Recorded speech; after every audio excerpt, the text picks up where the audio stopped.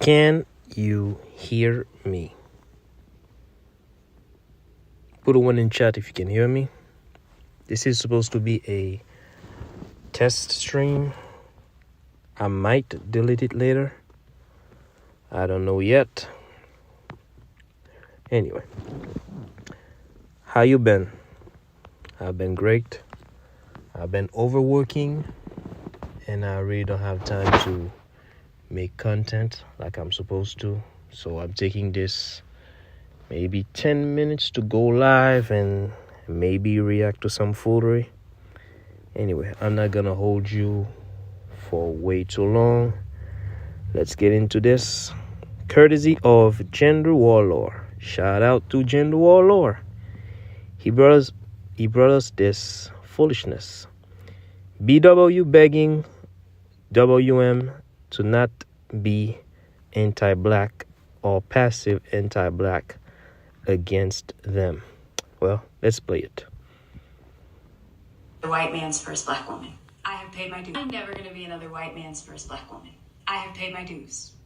Please do not pick me again. Let me set the scene. I dated this white boy for a hot minute. Okay. And one day, while we were talking, he was sharing with me about how he was telling his brother what I was like. And he talked about how I was black. Listen to how she describes herself. How I was like. How about this? How about she just said he was describing me physically to his brother? No, how I was like. Remember this. It might be useful later. And you want to know what his brother said? Oh, I don't know if I could do that. That? Sorry, is there an inflatable human-sized doll somewhere? Or, I don't know, an exotic animal? Yes. That's lurking around here? You hear that?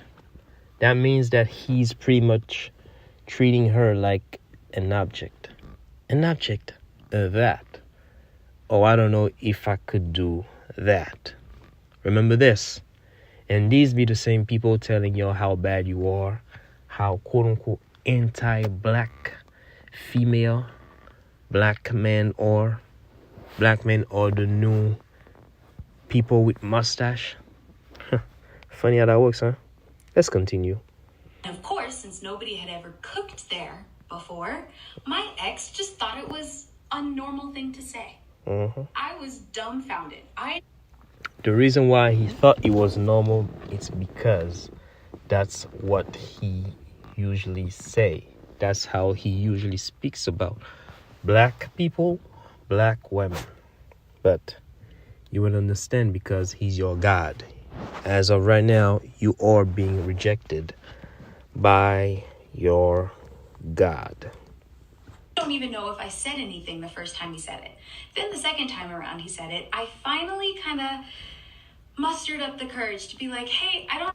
Mustered up the courage. So she's such a coward that she doesn't have the intestines, the ovaries, the internal fortitude to go against her God to say, you should not be speaking about me as if I were just an object. You should be using proper pronouns when you are referring to me. I'm not a that. I am a she. I am a that. I'm not a that. I am a black woman. But, these swirlers, divestors, they be some dirty behind cowards. Dirty, filthy cowards. Cannot stand for themselves because when it comes to white men, they don't have the backbones to tell them, although I'm giving you the puswe, the punani, you need to respect me. Although I'm lusting after you, you gotta have respect for me as a human being. But let it continue. I appreciate being called a that. And secondly, I don't appreciate that this preference is being shared with me. Mans did not get it. He didn't get it one bit. I wish that had been the indicator for me to go. But she stayed. She stayed. Although he showed exactly whom he was, what type of person that he truly was, she stayed because she cannot leave her God. Her God is all that matters to her. Issue in and of itself wasn't that he reiterated that to me or that his brother said that. It's that he saw zero problem with that. I just don't. I'm almost sure that he referred to her as a that in her presence. That's what she doesn't want to tell us. She's telling us that he said his brother referred to her as a that. I'm sure that he also refers to her as a that. THAT. Have the patience anymore to be teaching these white men that these kinds of things are not acceptable. I am also most definitely not going to be teaching a man why calling a human being a that is a problem, and shows how little you respect women. No. It shows how little he respects black women. It shows how little he respects you, not all women. You see how they flip-flop, throw the insults that they receive from the men, from the snowman, from Mr. Clean. When Mr. Clean disrespects them, it's all he doesn't respect women in general. No, he doesn't respect you. He doesn't respect you, black woman. It's not all women. No. Don't put that on Becky with the good hair. No. He's speaking about you. It's not as if he doesn't respect women. He doesn't respect you. Remember. Being in an interracial relationship does not mean that your partner has a free pass in microaggressions or in racism. If anything, it means that they are held to an even higher standard. Yes, it could be possible, but you also have to hold them to a higher standard.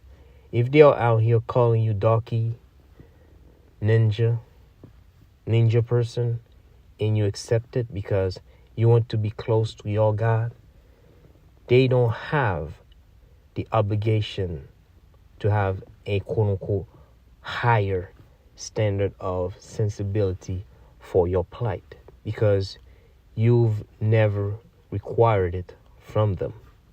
Are unable to find space in their heart to sympathize with an experience that they have never and will never go through, kick them out.